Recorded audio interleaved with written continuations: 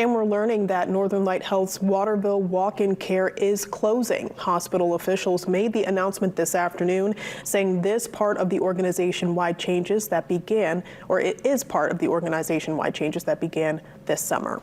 They say its walk-in care services in Waterville, managed by Northern Light Mercy Hospital, will close at the end of the calendar year. They'll be supporting employees affected by the closure by offering severance packages, career guidance, and opportunities to keep working within the system.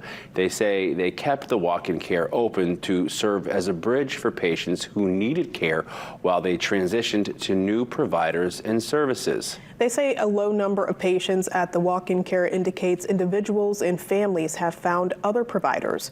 Northern Light says other local organizations are available for same-day care needs for the community going forward.